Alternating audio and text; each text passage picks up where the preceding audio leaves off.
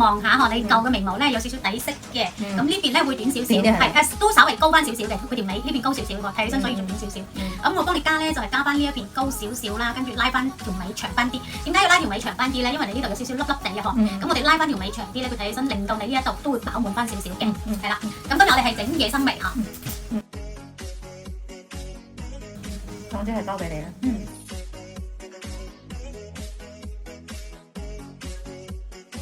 我上面眼影紋咗，下邊眼影紋咗，不過我今日加咗少少妝，因為我成個妝咧我做得比較即係點講咧白咗啲啊嘛。咁我眼仔我都再唔點綴下咧，佢睇起身隻眼都係唔夠精神，但係我起碼我卸咗妝嗰陣時咧，我都有精神啊嘛。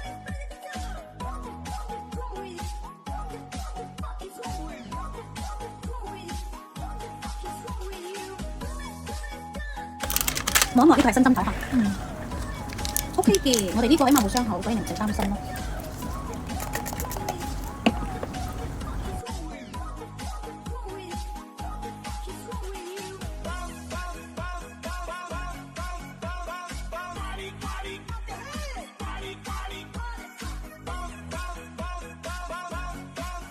野生眉完成，即是效果。